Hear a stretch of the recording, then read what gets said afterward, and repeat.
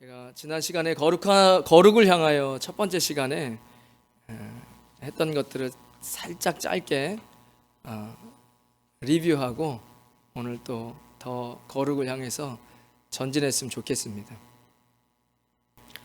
제가 지난 시간에 오징어 게임 말씀드렸어요. 세상에는 세상의 법칙이 있다.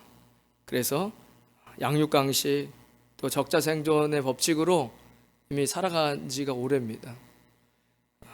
하나님의 나라에는 하나님의 나라가 있고 백성이 있으니까 당연히 하나님의 그 나라의 통치와 그 법이 있는 것이죠. 하나님 나라의 법칙이 따로 존재한다는 것입니다. 주님은 우리에게 내가 거룩하니 너희도 거룩하라고 이야기하십니다. 얼마나 이 말씀이 때로는 부담이 되고 어려운지, 마치 저 성전을 향해서 갈 수는 있을까? 그런데 주님께서 이미 승리하셨습니다. 주님이 이미 그곳을 향해 달려가기 위한 모든 것을 다 주셨어요. 그러니까 우리가 쉽게 갈 수 있습니다.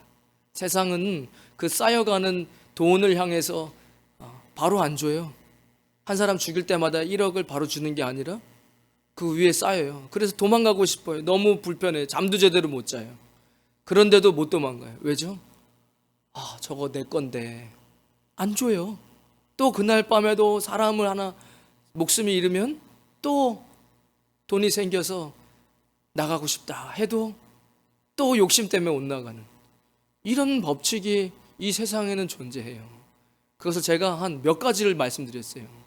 마치 사막에서 저 오아시스를 찾아서 신기루를 해서 달려가는데 저기만 가면 맛있는 시원한 물을 마실 수 있을 거야 하고 인생을 달려갔는데 가보니까 없어요.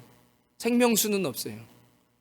그리고 또 둘러보니까 저쪽을 향해서 아지랭이 앞에 또 오아시스가 있는 것 같아서 그렇게 인생을 달려가는 그런 잘못된 인생이죠. 그 돈이 내 것이 될 수 있을 거라고 갖지도 못하고 쓰지도 못하면서도 하루도 밤을 제대로 쉬지 못하고 있으면서 그 법칙에서 벗어날 수 없는, 그죠? 원숭이가 그 항아리에 손을 넣고 욕심을 좀 빼면 되는데 사냥꾼은 오고 있는데 이거 이만큼 잡고 손목이 안 빠져가지고 하고 있는 그 불쌍한 인생, 그 안에 법칙에 들어가 나오질 못하는 거예요. 사냥꾼이 원숭이를 향해 달려오지 우리 인생입니다. 여러분 200살 사십니까? 그 사냥꾼은 어쩌면 죽음이라는 것일 수 있어요. 죽음이 다가오고 있는데 아직 죽음이 다가오지 않았어요. 그런데 인생은 늘 공포스러워요. 욕심 때문에 항아리에 손을 뺄 수가 없어요. 그러면서 죽음을 맞이하는 죄인된 인생이에요. 죄의 종노릇하면서 욕심으로 살다가 그 세상의 법칙에서 벗어나고 싶었지만 벗어날 수가 없는 능력이 필요합니까? 그 원숭이가 손을 놓는데 능력이 필요합니까? 이건 이 지구상에 열려있는 구원의 문과 같습니다. 여러분 이 자리에 오는데 예수님 처음 만났을 때 여러분 돈을 냈습니까? 아니면 여러분 1만 시간의 법칙처럼 1만 시간을 교회에 오니까 예수님을 만났습니까? 아니잖아요. 누구에게나 다 열려 있습니다. 심지어 법으로는 안 돼. 그 사람은 무기징역이야. 안 돼. 그 사람은 살 가치가 없어서 사형이야. 그런 사람에게조차도 구원의 문이 열려 있는 거예요. 그 사람이 돈을 내서 그 감옥에서 나올 수도 없고 돈을 내서 사형을 면할 수도 없는 그 사람에게도 복음은 유효합니다. 그렇잖아요. 누가 시켜서 그 독수리는 태생으로 날아야 돼요. 제가 예전에 카가현대로를 갔었는데 거기 들에 방목시켜둔 큰 말을 어떤 소년이 이거 한번 타라고, 타고 싶으면 그래서 냅다 탔는데 말이 본능적으로 질주하고 싶다라는 걸 제가 그때 알았습니다. 그리고 달리는 말에서 떨어지면 죽겠다, 이런 생각이 들더라고요. 너무 빨리 달리는 거예요. 제가 달리자고 하지도 않았는데. 그러니까 독수리가 날려고 하는 것, 말이 달리려고 하는 것이 그것이 본능적인 것인데 여러분 삶을 왜 이렇게 무겁습니까? 왜 이렇게 영적 분열이 옵니까? 날개가 부러질 것 같고 독수리는 날아야 되는데 그 무거운 바위를 들고는 이거 마치 원숭이처럼 결국은 어떻게 되죠? 바다로 떨어지죠. 왜 이걸 못 놓죠? 금이거든요. 이 금이 독수리를 날게 하는데 전혀 도움이 안 돼요. 실제로 그게 금이냐? 아니, 바위예요. 쓰잘데기 없는 것을 들고 날지를 못하고 있는 거예요. 날개가 부러질 것 같죠. 신앙생활이 죽을 것 같은 거예요. 너무 버거워요. 주님은 계속해서 수고하고 무거운 짐진 자들아 다 내게로 와라, 내가 너를 쉬게 하겠다라고 이야기하시는데 신앙인들은 계속 신앙생활 하는 게 너무 힘든 거죠. 뭐가 문제라고요? 세상의 법칙을 잡고 살기 때문에 그래요. 그걸 말씀드렸습니다, 지난 시간에. 문제는 하나님의 백성들이 하나님의 방법으로 살지 않는다는 거예요. 하나님의 백성이 그 나라의 법에 그 통치를 따르고 있지 않다는 거예요. 그래서 모세오경에서의 이스라엘 백성들이 우리가 역사를 보는 게 아니라 모세오경부터 끝나서 창, 출애굽기, 레위기, 민수기, 신명기, 여호수아부터는 다른 거예요. 그러니까 모세오경에서의 가나안은 천국에 들어가는 것을 이야기하는 것이고요. 그죠? 여호수아에서는 다른 의미죠. 우리가 그리스도인으로서 어떻게 살아가느냐, 어떤 유혹이 있느냐, 어떤 문제 때문에 망가지느냐, 어떻게 했을 때 주님의 칭찬이 있느냐, 이거에 대한 교범이잖아요. 그러니까 이스라엘 백성들이 종이었을 때 하나님께서 모세를 준비시켜서 그리스도의 모형으로서 이스라엘 영적으로 지도자를 세우시죠. 그래서 가나안에 들어가는 여정이잖아요. 홍해도 건너 물세례도 받고 불기둥으로 인도함 받을 때 성령의 불로서 인도함 받았다라고 이야기하는 거 아닙니까? 신약에서 사도 바울이. 그래 여기까지 온 것이지 않습니까? 그런데 어려워요. 그것을 이 성경 다음으로 가장 많이 팔렸다라는 책 철로역정 존 버년의 필그림스 프로그레스에서도 똑같이 이야기하고 있습니다. 그 시작의 처음 부분에 멸망의 도시에서 이건 아닌 것 같아, 여기는 완전한 소망이 없어, 내가 이 세상의 법칙에서 사는 거는 정말 소망이 없는 것 같아. 하나님의 은혜죠. 어찌 여차해가지고 이 전도자에게 길을 얻고 절망의 수렁과 율법의 산을 거쳐 십자가를 만납니다. 그 십자가에서 자신의 그 무거웠던 것들을 1차적으로 벗어던져요. 그리고 끝나지 않아요. 그 뒤로 크리스찬이죠. 그 크리스찬이 천성을 향해서 걸어가야 할 그 길이 책에 훨씬 더 많은 분량을 차지합니다. 고난의 산, 사망의 음침한 골짜기, 허영의 시장에서의 억울함, 광산 언덕에서의 재물의 유혹, 절망의 성, 사망의 강까지 천성을 향해서 가는 그리스도인의 길의 여정이 있다라는 거예요. 그런데 어디선가 잠이 들어버렸어요. 어디선가 잠이 드니까 세상의 법칙으로 다시 살게 되는 거예요. 그리스도를 버릴 수 있습니까? 그 예수님을 짐을 벗어 던졌는데 어떻게 그리스도를 버립니까? 근데 왜 예수님 믿는 게 힘들죠? 세상의 법칙으로 자꾸 살아가는 거예요. 신앙이 잠들어 버리고 우리가 그리스도를 만났음에도 불구하고 자꾸 세상을 향해서 세상의 방식으로 살려고 하는, 그것을 사사기에서는 그때에 왕이 없다. 누가 왕이죠? 왕께 만세 하잖아요. 우리가 예수님 우리 왕이시죠. 그런데 내가 왕이 돼서 그때 왕이 없어요. 내가 생각하는 소견대로 옳은 대로 행동하는 거예요. 교회가 왜 깨지죠? 교회가 왜 깨집니까? 교회에 온 지 며칠 안 된 분, 한두 달 되신 분은 교회를 깰 수가 없어요. 교회를 누가 깨죠? 교회에 오래 다니신 분들이 교회를 깨죠. 어떻게 깨지죠? 당을 짓죠. 패를 나누는 거예요. 편을. 그리고 어떻게 생각하죠? 내 생각이 옳다, 이 정의다. 반대쪽도 내 생각이 옳다. 이게 붙으면 교회는 반드시 깨집니다. 왜죠? 아니 정의와 정의가 붙었는데 그게 어떻게 안 깨집니까? 왜 그러죠? 왕이 없어요. 내 소견에 옳은 대로 행동하는 거예요. 신앙생활을 내 소견에 옳은 대로 행동했다. 이렇게 되면 무슨 일이 벌어지냐? 영적인 분열이 일어나는 거예요. 세상에서도 육체적으로도 이 땅의 세상에서도 큰 어려움이 있어서 그 받아들이지 못하면 정신적 분열이 오잖아요. 아이가 죽은 것을 전쟁통에 그걸 받아들일 수 없는. 그러니까 신앙도 이게 오래돼 버리면, 영적으로 잠자는 것이 오래돼 버리면 영적인 분열이 올 수 있다라고 제가 지난 시간에 말씀드렸습니다. 그것은 신앙이 잠들어 버리는 것이죠. 제사는 드리고 있지만 이방인들처럼 살던 이스라엘 백성이, 교회는 다니지만 세상 사람들이 흠모하는 세상의 법칙으로 살아가는 그리스도인들, 세상 것 하자니 그리스도인으로 찝찝하고, 안 하자니 심심하고 억울하고, 차라리 예수를 몰랐으면 날 뻔했네. 이 세상의 한 발, 교회의 한 발, 영적으로 철저하게 잠들어 있는 상태입니다. 무엇이 문제냐? 하나님의 사람들이 세상의 법칙으로 살려다 보니 이것도 저것도 아닌 이런 상태가 된다라는 거, 제가 인테리어로 말씀드렸습니다. 왜 기차가 출발한다고 경적을 울리죠? 빵 하고 울리잖아요. 백고동도 울리고 기차가 출발하기 전에 빵빵 울립니다. 왜죠? 출발한다는 거예요. 휴게소에 화장실에 있는 분들 빨리 나오라는 거예요. 뭐 김밥에 라면 먹고 있는 분들 빨리 나오라는 거예요. 이제 기차 출발한다는 거예요. 그러니까 이 경각심을 울리는 것은 예수님이 오시겠다라는 거예요. 신랑이 오신다. 왜 소리를 지릅니까? 마태복음 25장 5절에 신랑이 더디어 오므로 다 졸며 잘세.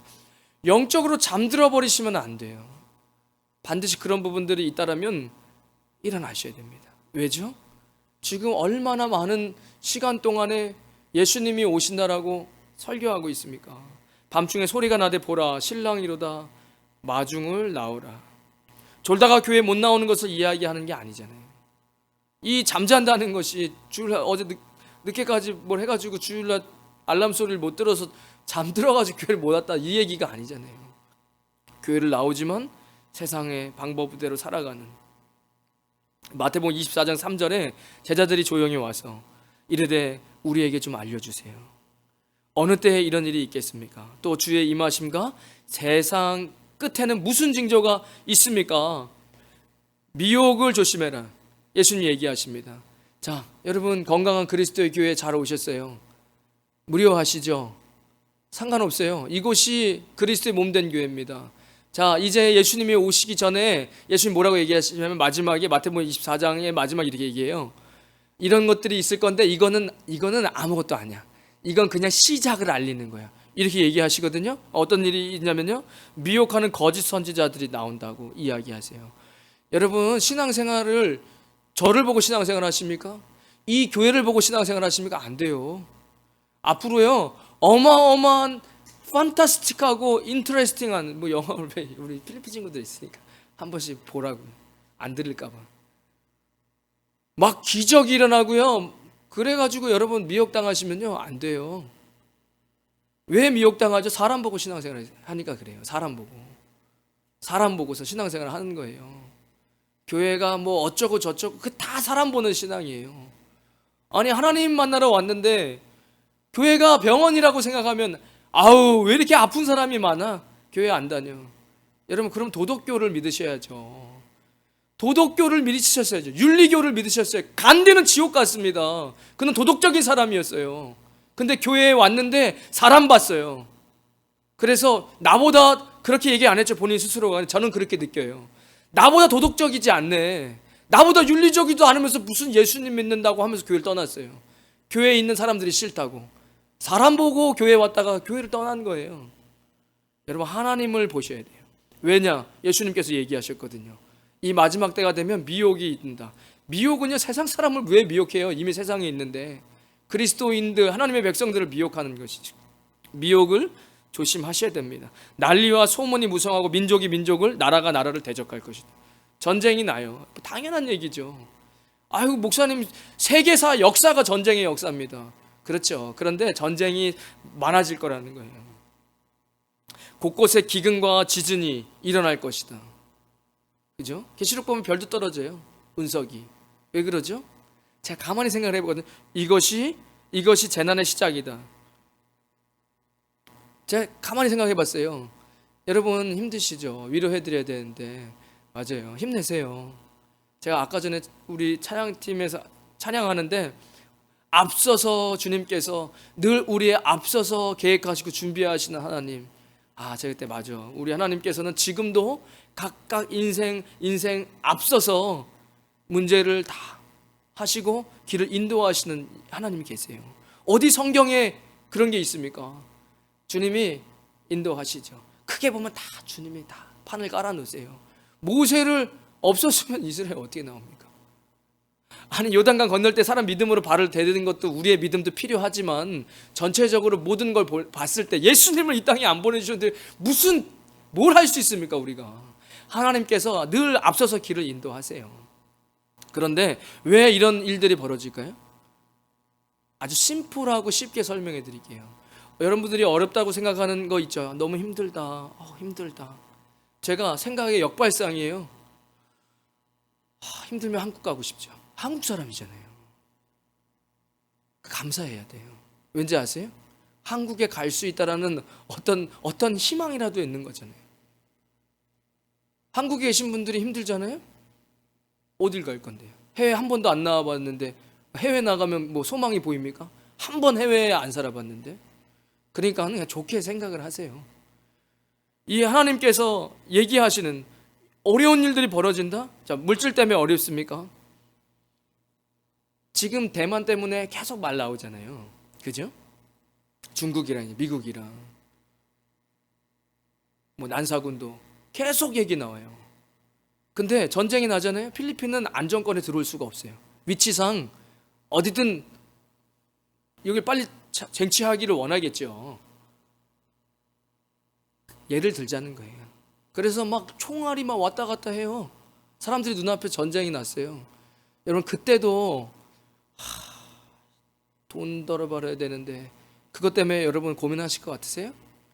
지진이 계속 나가지고 사람들이 앞에서 죽는데 그때도 지금 돈 벌어야 되는데 하실 것 같으세요? 안 그래요. 그럼 왜 하나님이 그런 시간들을 우리에게 허락하시죠? 깨어나라는 거예요. 이제는 깨어나라는 거예요. 잠언에서도 장례식장에가 거기에 지혜가 있어. 파티하는 곳에 지혜 있지 않아. 왜 그런 얘기를 하시죠? 여러분, 목숨보다 중요한 게 어디 있습니까? 부자에게 창고가 엄청 큰 창고가 있었어요. 창고에 가득 찼어요. 그렇게 창고를 채우고 싶어 했는데 가득 찼어. 야, 이제는 인어프하다. 야, 더 이상은 뭘 바라겠냐. 예수님 뭐라고 얘기하시죠? 그날 밤 내가 그의 영혼을 데려가면 그가 지금까지 쌓아온 그 창고의 부는 무엇이 되느냐. 뭘 얘기하고 싶으신 거예요? 여러분, 언젠간 우리에게는 죽음이 있어요. 개인의 죽음이든 어떤 죽음이든. 왜 존 버녀는 마지막에 거기에 죽음의 강을 얘기했겠습니까? 천성으로 가는 마지막 관문에 왜 죽음의 강물을 적어놨겠습니까? 모든 인간은 결국에는 죽음이라는 것에 맞닥뜨리게 돼 있어요. 전쟁이 나면 그때도 내가 지금 힘들어하는 스트레스 때문에 스트레스 받을까 아니에요. 죽느냐 사느냐만 집중하겠죠. 어떻게 살 수 있을까? 근데 내 힘으로 전쟁을 막을 수가 없어. 내 힘으로 지진을 막을 수가 없어. 내 힘으로 하늘에 떨어지는 운석을 막을 수가 없어요. 그때 비로소 정치인들도 하나님 앞에 야, 이거 안 되겠다. 야, 하나님 도와주세요. 저 살고 싶어요. 지금 이 상황을 내가 컨트롤할 수가 없는데 이제는 죽음을 생각하는 거죠. 정말 죽고 나서 다른 세상이 있다면. 이런 생각을 이제야 인생의 60이 지나서 하는 거예요. 죽고 나고 다른 세상에 있으면 어떡하지? 그 수천 년 동안에 영혼이 있어서 수많은 사람들은 종교 행위를 했는데 하나님을 찾아봐야 되겠다. 그런 생각이 있죠. 그래서 제가 어떻게 해야 되느냐 해서 여호와의 성전을 말씀드렸습니다. 한번 성전 사진 하나 보여주시겠어요? 빠르게 사진 요거는 끄셔야 될 거예요. 아마 안 보일 수 있으니까. 그 PPT 사진 있나요? 네, 보여주시고 제가 이런 말씀 드렸어요. 40장 1절에 우리가 사로잡힌 지 25해. 그러니까 여러분 해외 생활 나오셔가지고 25년이 지날 수 있지만 그것으로 다 아니에요. 여기서 예루살렘에 함락된 지 14째 해. 그러니까 세상에는 소망이 없다고 예루살렘이 그렇게 꼭 붙잡고 있었는데 주님이 안 되겠다. 예루살렘 부셔야 되겠다. 왜? 너에겐 예루살렘이 우상이야. 이렇게 돼버린. 여러분, 말씀을 조금 두렵게 읽으셔야 돼요. 하나님을 경외하셔야 돼요. 저 교회 열심히 다녔어요. 저 봉사했어요. 저 뭐 했어요. 헌금했어요. 나는 너를 모른다. 주님 죄송해요. 제가 주님 앞에 고개도 잘 못 들겠어요. 고맙다. 내가 갇혀 있을 때, 배고플 때 찾아와서 먹을 거 주고, 외로울 때 또 헐벗었을 때 나한테 와서 옷 입혀줘서 고맙다. 주님, 제가 주님 그런 적 없는데요. 아니야. 네가 이 땅에 살면서, 그리스도로 살면서 가장 낮은 자, 헐벗은 자에게 한 게 나한테 한 거야. 여러분, 이 말씀 다 아시죠? 여기 계신 분들. 이 말씀이 안 두려우십니까? 전 두려워요. 제가 주님이 저를 모른다고 이야기하실까봐. 왜 예루살렘을 하나님께서 함락시키고 부셔버리셨겠습니까? 그것이 그들에게 우상이 된 거예요. 교회가 우상이 돼버리고 내 종교가 돼버리고 그것이 나의 의로움이 돼버렸어요. 그리스도가 나의 의로움이 아니라. 누구를 돕고 계십니까? 누가 약하고 어려운 것이죠? 내가 도움의 손길을 줬을 때 나에게 그 도움을 줄 수 없는 사람, 그 사람이 어려운 것이죠. 내가 A를 주고 B를 받으면요, 그건 그냥 나를 높이는 거예요. 나의 도덕과 윤리를 위해서. 하지 말라는 건 아니지만 그 봉사가 나를 좀 봐줘요. 난 이렇게 하는 사람이에요. 난 이렇게 잘하는 사람이에요. 당신 신앙 별거 아니에요. 이렇게 해가지고는 나 자신을 높이는 사람밖에는 안 된다는 그런 것이잖아요. 성소의 모양이 저렇게 생겼습니다. 왜 이것이 중요하냐? 고린도서 3장 16절에 너희는 너희가 하나님의 성전인 것과 성령이 너희 안에 계신 것을 알지 못하느냐. 우리가 하나님의 성전이에요. 로마서 12장 1절 그러므로 형제들아 내가 하나님의 모든 자비하심을 너희를 권하노니 너희 몸을 하나님이 기뻐하시는 거룩한 산 제물로 드려라. 너희 몸을 하나님이 기뻐하시는 거룩한 산 제물로 드려라. 이것이 너희가 드릴 영적 예배니라. 그러니까 우리가 하나님의 성전이고 그 성전을 해서 하나님께 예배하는데 우리의 삶으로 예배해야 하기 때문에 우린 저 성전이 중요한 거예요.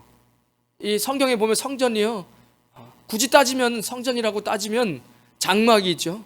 모세에게 설계도를 주셔갖고 장막을 지었어요. 주님을 만나는 것. 그리고 다윗에게 주셔 솔로몬 성전을 세웠어요. 그죠?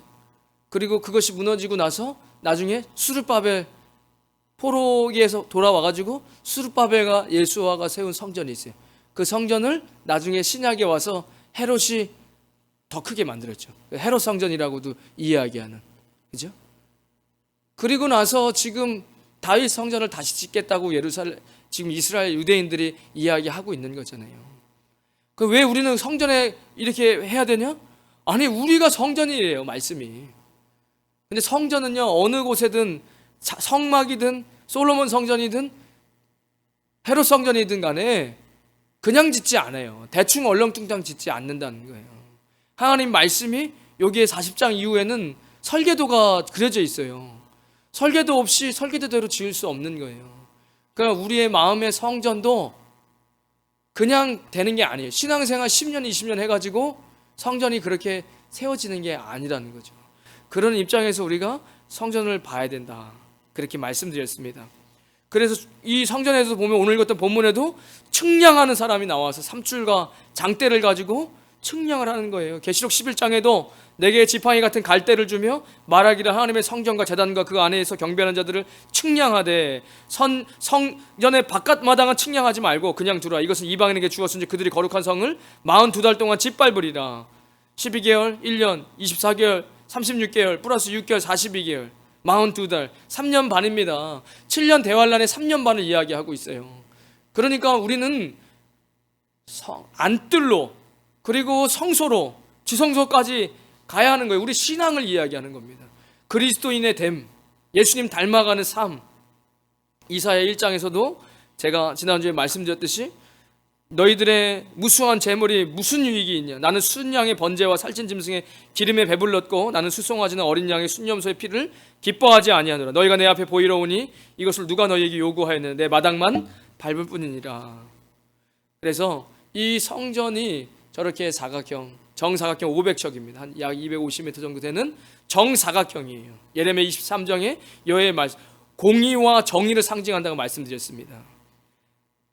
내가 다윗에게 한 의로운 가지를 일으킬 것이라. 그가 왕이 되어 지혜롭게 다스리며 세상의 정의와 공의를 행할 것이며.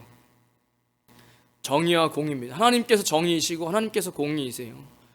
마태복음 10장 29절 31절에 참새 2마리가 한 아사리온에 팔리지 않느냐? 그러나 너희 아버지께서 허락하지 아니하시면 그 하나도 땅에 떨어지지 아니하리라. 너희에게 머리털까지 다 세신 바 되었나니 두려워하지 말라. 너희는 많은 참새보다 귀하니라.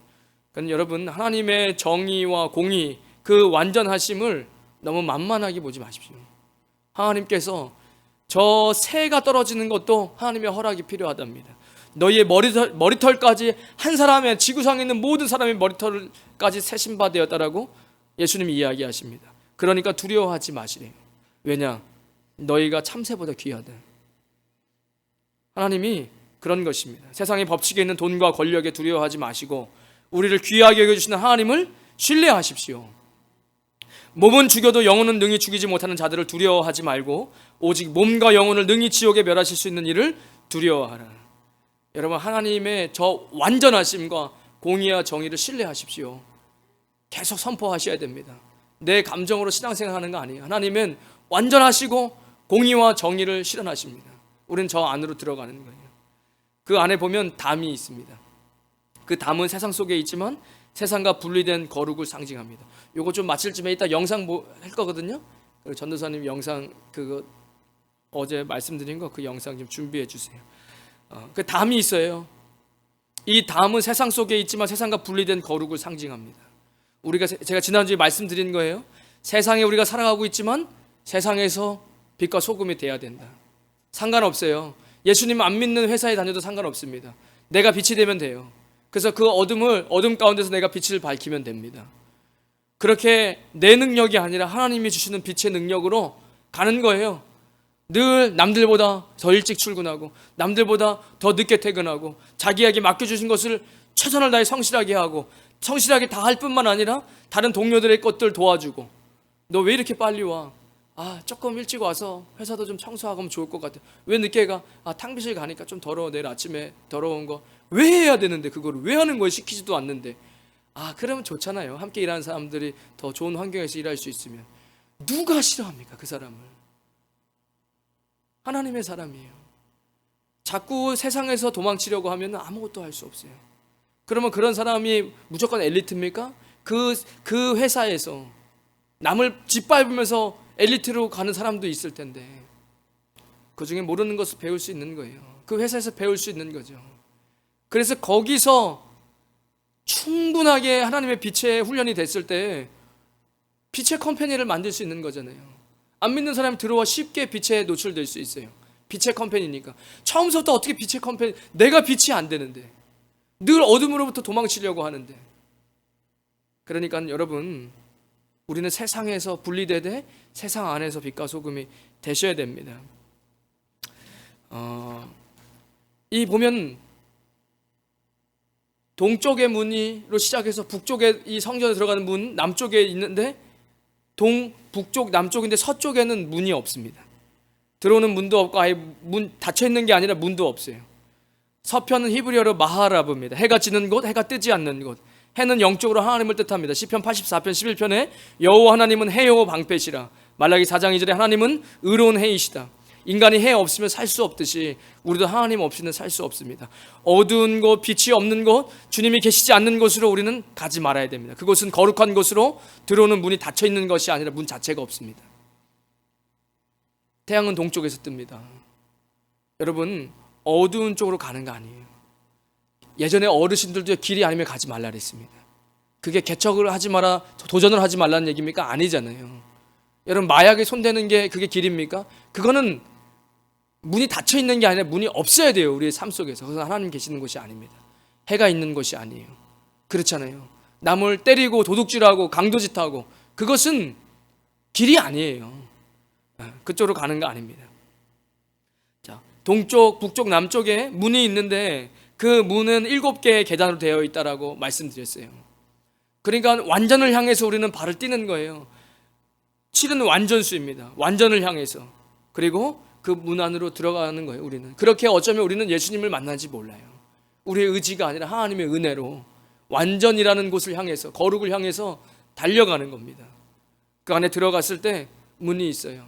그 문을 제가 여기서, 우리의 신앙은요 늘 구하고 두드리고 찾으면서 가는 거예요. 믿음으로. 제가 지난주에 말씀드렸습니다. 저 세상에도 보름달이 뜨고 깨끗한 그릇에 정결수를 받아놓고 그 달을 보면서 손을 빌면서 기도하는 사람들이 있어요. 또 어떤 다른 종교에서 귀신을 섬기는 종교들이 있습니다. 그 사람들도 어떤 기도를 하죠? 다 기도해요. 하나님 부자 되게 해주세요. 하나님 건강하게 오래 살다가 극락 왕생하게 해주세요. 하나님, 이렇게 기도하는 거예요. 우리 가족들, 손주들, 아들, 딸들, 가족들. 그러니까 자, 하나님 앞에 그런 기도를 하지 말라는 거냐? 아니에요. 기도하셔도 돼요. 하지만 우리의 구하고 두드리고 찾는 것이 조금 더 하나님 앞에 더 높아지고 더 가까워지는 기도가 되었으면 좋겠어요. 예수님께서 복 좋아하지 마가리오스, 복이다, 팔복이다, 이것을 구해라, 그죠? 말씀하셨어요. 그냥 그런 복들을 더 많이 구하세요. 주님께서 얘기하시는 복들이 성경에 찾아보면 많이 있어요. 부모님을 공경하세요. 그러면 하나님께서 이 땅에서 잘되고 장수하는 축복을 주시겠다고 약속하셨어요. 그러니까 그것을 하세요. 복을 받기 위해서. 그렇게 하는 것처럼 이런 기도만 하지 마시고요. 지난번에 여기까지 갔던 것 같습니다. 이 방을 들어가면 첫 번째 동쪽, 북쪽, 남쪽에 다 방이 똑같이 생겼다고 성경은 이야기해요. 방에 들어가면은 문지기가 있는 6개 방, 왼쪽에 3개, 오른쪽에 3개가 있습니다. 이 문지기 방 뭐 이런 조각도로 이렇게 뭐 창이 있고 뭐가 있고 얘기해요. 그 제가 이 문은 성전을 지키는 문지기가 있는 방입니다. 그러니까 고대의 성에도 그 성문 옆에 문지기가 잘 수 있는 방들을 마련했대요. 보통 2개, 4개, 6개. 여기서는 6개 있는데 6은 짐승의 수라고 우리가 흔히 얘기하죠. 그래서 하나님이 성부, 성자, 성령, 짐승이 666을 얘기하는 거, 온전한 짐승 막 얘기해서 계시록에서 용, 옛 뱀이라고 하는 루시퍼, 사탄, 그리고 세상의 권세자 해가지고 바다에서 나온 짐승, 또 땅에서 나오는 짐승 해가지고 거짓 선지자들, 사탄을 숭배하고 그들에게 미혹하게 하는 영적인 종교적인 지도자들 얘기해가지고 사탄도 이렇게 3개를 가지고 일한다고 계시록에 그런 부분들이 나오잖아요. 그러니까 저는 여기서 왜 짐승이 왜 나오냐? 그러면 가지고 있는 수에 대한 신학을 보면은 6은 이 7에서 하나 부족한 수라고 이야기해요. 그게 뭐죠? 여기서 신앙이 머무르시면 안 돼요. 여기서 신앙이 머무르시면 안 됩니다. 저는 개인적으로 이 6개의 방, 이 방은 지키는 거예요. 실제로 그 기능적인 면에서는 들어오고 나가는 사람들, 그 성을 지키는 사람이죠. 여러분, 신앙을 지키는 것이 뭐가 있습니까? 여러분의 신앙을 지켜주는 것이 뭐가 있냐는 거예요. 저는 개인적으로 말씀을 보는 거, 말씀을 묵상하는 거, 말씀을 듣는 거, 그리고 기도하는 거, 찬양하는 거, 이런 것들이 우리의 삶에, 우리의 신앙을 지켜주잖아요. 여러분, 그것을 무엇을 강요하고 싶어요? 구제하시는 분도 있고 봉사하시는 분들이 있어요. 그리스도를 위해서 봉사하고 그리스도를 위해서 구제하고. 그런데 그게 다는 아니죠. 나중에 들어가면 더 중요한 것들이 있으니까, 거룩을 향해서. 그런데 저는 항상 기뻐하라, 쉬지 말고 기도하라, 범사에 감사하라. 그래서 요 말씀에서 뭐를 저는 강조하고 싶냐면, 항상 쉬지 말고 범사에, 이것을 계속 keep going 하라는 거예요. 여기서만 잠들어 있으면 더 이상 안으로 못 들어가요. 여기서 잠들면 저는 뭐가 될까 생각을 해봤거든요. 그러면 율법이 돼요. 종교가 돼버려요. 그리고 못하면 남을 정죄하고, 하기 힘들면 포기하고, 뭐 이렇게 되는, 짐이 돼버리는, 신앙이 짐이 되는 거예요. 예배가 짐이 되는 거예요. 말씀 묵상하는 게 짐이 되는 거예요. 율법이 돼서 안 하면 나 이제 큰일 났다. 내가 하면 안 하는 사람 정죄하는. 그러니까 여기서 잠들지 마시고 창문에 먼지 끼면 빛 못 들어오는 것처럼 이 방 안에 들어오는 하나님의 따뜻한 햇살이 우리의 삶 가운데 계속 들어올 수 있도록 여러분 신앙이 지금까지 오면서 내가 그리스도인 되게 해줬던 어떤 특별한, 다 달란트가 다르잖아요. 그런 것들을 계속 keep going 하셔야 돼요. 계속 유지하셔야 돼요. 그런데 그게 다가 아니라는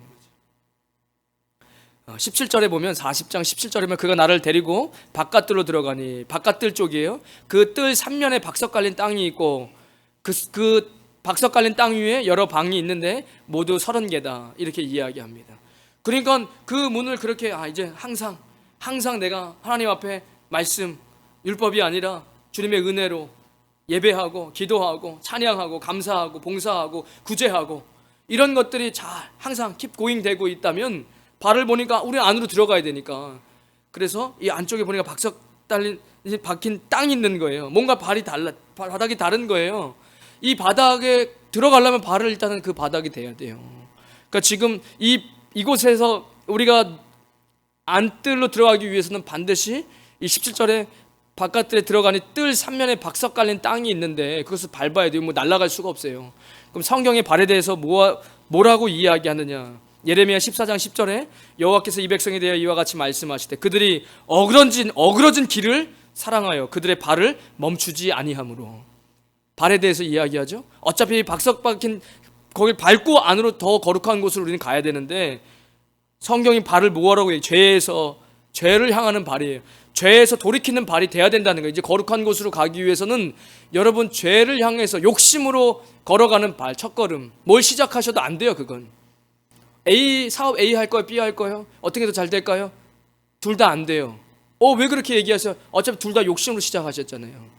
욕심으로 시작하는 첫 발걸음은 뭘 해도 안 돼요. A 할까요? B 할까요? 아무거나 하세요. 뭘 그러세요? 괜찮아요. 믿음으로 했으니까 상관없어요. 어차피 하나님은 A나 B를 통해서 C로 가게 하실 거니까 상관없어요.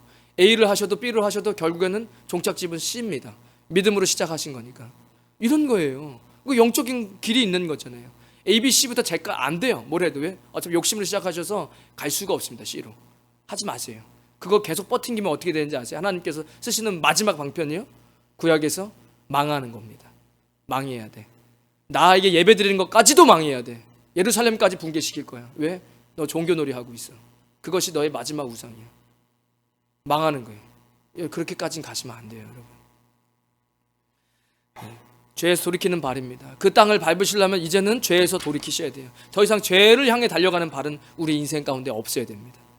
두 번째, 발에 대해서 뭐라고 얘기하느냐? 내가 선 땅은 거룩한 땅이니 네 발에서 신발을 벗어라 이렇게 얘기합니다. 출애굽기 3장 1절에서. 그죠? 모세에게 이야기하는 거예요. 너 여러분 왕자로 태어나셨습니까? 그는 진짜 왕자는 아니었지만 왕자처럼 자랐어요. 40살 때까지.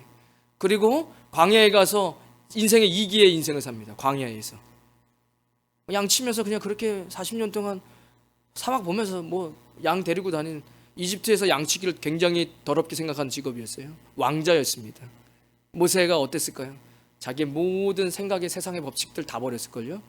이집트에 있던 법칙들 다 빠졌을걸요. 40년 동안 이집트에서 가장 추하게 생각하는. 그래서 요셉이 이집트에 들어올 때 우리 종족은 목축을 하는 종족이니까 이집트의 좋은 땅에 살 수 없습니다. 고센 땅으로 가야 됩니다. 파라오. 왜 그러죠? 머리 쓴 거예요. 요셉은 세상 이집트 사람들과 섞이지 않게 하려고.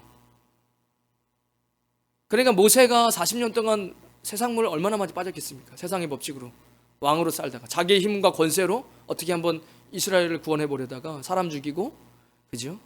자, 3기의 신발이에요. 신발 벗으라. 이제 80입니다. 뭐 하자는 거죠? 주님께서 너 새로운 인생을 나와 함께 이제 살아야 돼. 너 사명을 가지고 살아야 돼. 이제 이스라엘의 영도자로 내가 너를 쓸 거야. 그러려면 뭐 해야 돼? 신발 벗어. 신발 벗어. 너 그 신발 신고는 안 돼. 너 옛 습관 가지고는 안 돼. 신발 벗어. 모세에겐 3기죠. 여러분 그런 발이 되셔야 돼요. 거룩으로 들어가기 위해서 옛날 살아오던 방식대로 그 신발 가지고는 못 들어갑니다. 그러니까 지금 문이 잘 보이시는지 모르겠지만 바깥에 테두리로 해서 북쪽, 남쪽, 동쪽에 문이 있고, 지금 영상 이따 보여드릴게요. 들어가고 나면 지금 박석 땅이 있는 저 안쪽에 보면 또 안쪽에 북쪽, 남쪽, 동쪽에 또 문이 있어요. 그 문에도 만약에 박석이 깔려 있다 하면 성경이 이야기하는 발은 두 가지 의미가 더 있어요. 더 이것보다 더 상승적인 의미예요. 뭐죠? 전도서 5장 1절에 보면 복음을 위해서 하나님의 집에 들어가는 발, 예배, 기도의 자리로 가는 발을 이야기해요. 우리의 발걸음이 그렇게 되지 않으면 더 거룩한 것을 향해서 가기 어렵습니다. 또 하나 로마서 10장 15절에 보내심을 받지 아니하면 어찌 전파하리요. 기록된 바 아름답도다 좋은 소식을 전하는 자들의 발이요. 그죠? 복음을 전하는 발 어렵지요. 그래서 제가 여러 사람들 주석을 보고 했을 때 이게 안쪽 문에 있는 박석 깔린 있을 수 있겠다. 왜냐하면 죄에서 돌이키는 발과 복음을 전하기 위해서 어딜 누굴 만날 때도 뭐 하나 챙겨가야지. 왜? 마음 열게 하려고. 주스라도 한 병. 왜 그러죠? 그 사람 만나러 가는 발은 특별한 발이에요. 그냥 어떤 일로 만나는 거지만 밥 한번 먹자고 만나는 거지만 그 만남의 사실 그 첫 발은 그에게 복음을 전해야지. 빛이 돼야지. 그 발은요 굉장히 상승적인 발이에요. 여러분 그런 발이 되셔야 됩니다. 17절 후반에 보면 여러 방이 있다라고 이야기하죠. 17절 후방에 방이 있는데 모두 30이다. 실제로는 물품을 보관하는 방입니다. 그런데 영적인 의미로 성숙되어지는 시간이에요. 새로운 시작을 이야기합니다. 30은 성숙되어지는 시간, 새로운 시작을 의미합니다. 30이라는 수가. 요셉이 총리가 된 나이가 30입니다. 요셉, 저는 감히 하나님께 요셉과 같이 해주세요라고 기도를 못 하겠어요. 그가 받았던 그 형제에게 받았던 수모와 그 죽이겠다고 형이 얘기해서 죽이다가 어떤 형이 야 죽이는 건 안 되지.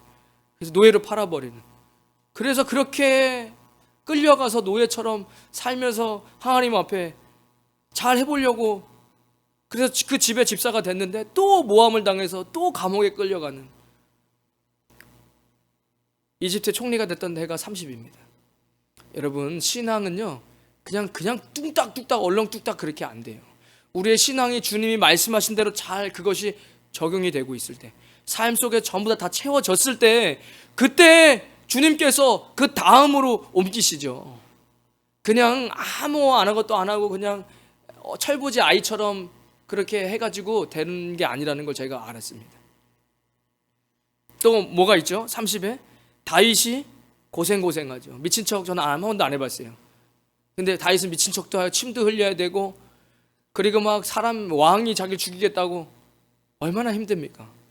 두테르테 대통령이 나 하나 잡겠다고 필리핀에 사는데 잡겠다고 날뛰면 얼마나 잠을 편하게 못 자지 않겠습니까? 사울이 다윗 죽이겠다고 계속 쫓아다니잖아요.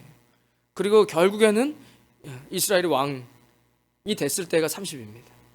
그러니까 우리의 영적이 성숙되어지는 시간이 있어요. 그것이 다 차면 반드시 새로운 시작이 됩니다. 예수님이 공생이 시작된 나이 30, 민수기 4장에 보면 레위인이 성막 봉사 임무가 시작되는 나이 30입니다. 30에서 50살까지 성막에서 봉사해라. 그러니까 지금 30세를 제가 얘기하는 게 아니잖아요. 성경이 30을 주고 있는 이 의미는 우리의 신앙이 그냥 100년 지나 교회 30년 다닌다고 되는 일이 아니라는 거예요. 그렇게 내가 내 발이 바뀌고 내가 주님을 앞에서 하는 예배, 묵상, 기도, 찬양, 감사, 말씀 이런 것들은 내 삶에 정말로 내 삶의 율법도 아니고 남을 보기 위해서도 아니고 내가 온전히 주님이 들어오신 나의 삶을 통치하실 수 있는 그런 30이라는 수가 채워지면 우리는 그것을 저는 내 삶에 완전히 장착되어지는 그런 수라라고 생각이 되어집니다. 그 백성의 각 부엌의 모서리 양끝 모서리 네 군데는 백성의 부엌이 있었다라고 이야기해요. 그래서 거기서 부엌은 먹는 데예요. 그러니까 이 장막 레위기에서 장막 이 다윗성 얘기할 때도 화목제는 같이 먹어요. 본인이 하나님께 드리고 나서 그것을 다 불살르지 않고 갖고 나와서 먹어요. 나눠서 먹어요. 그러니까 우리가 교회에서는 항상 혼자 신앙생활하는 거 아니에요. 나 혼자 잘났다고 나 혼자 기도 많이 하고 나 혼자 성경 많이 읽고 그거는 건강한 기독교인이 아니에요. 그리스도인은요 늘 항상 함께해요. 성도 간의 교제가 있습니다. 그리고 그의 기도 제목을 알고 애찬하는 거죠. 우리가 돈이 없어서 사도 바울이 돈이 없어가지고 지금 밥을 먹냐? 여기 와가지고 그래 뭐 그렇게 너네들끼리 밥을 먹으려고 지금 밥 먹는 게 아니지 않냐? 그러니까 우리가 교회 안에서 먹는 밥은 배고파서 먹는 밥이 아니에요. 서로를 교제하고 만나면서 기도 제목도 듣고 어려움이 있으면 함께 기도해주고 또 함께 할 수 있는 성도의 교제, 이것이 꼭 필요합니다. 어디를 위해서요? 저 안뜰로 들어가기 위해서. 그런데 제가 생각할 때 여기까지 왔는데도 너무 내가 이거 너무 힘든 거 아닌가 라고 생각되어지면 걱정하지 마세요. 저 들어가는 문 시작에도 벌써 종려나무가 새겨져 있습니다. 안쪽에 종려나무는 승리를 말하는 거예요. 이미 예수님께서 승리하셨습니다. 우리의 노력으로 하는 거 아니잖아요. 믿음으로, 말씀으로. 주님께서 사람으로는 못해, 사람의 힘으로는 안 돼. 하지만 하나님께서 하신다라고 말씀하시니까 우리는 저 지성소를 향해서 달려가는 겁니다. 우리의 신앙이 그렇게 늘 되셔야 돼요. 여호와 삼마, 에스겔 성전의 결론은 여호와 삼마입니다. 하나님께서 그곳에 계시다. 우리는 그곳을 향해서 걸어가는 거예요. 우리의 삶이 한 걸음씩 거룩해질 수 있도록 여러분 완성을 향해 달려가십시오.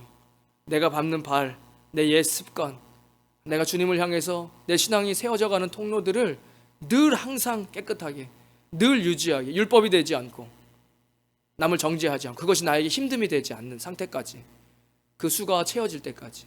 그러나 우리는 반드시 더 거룩한 차원으로 갈 수 있어요. 하나님이 거룩하시기 때문에 더러운 상태로는 주님 앞에 갈 수가 없습니다. 더 주님 앞에, 그 주님이 계신 곳으로 여호와 삼마 가시는 저와 여러분 되시기를 주님의 이름으로 축원드리겠습니다.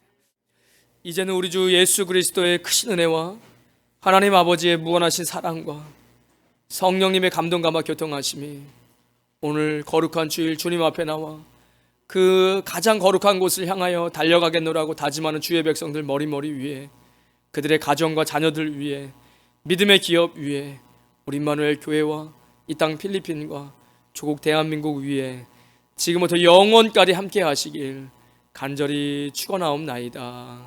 아멘.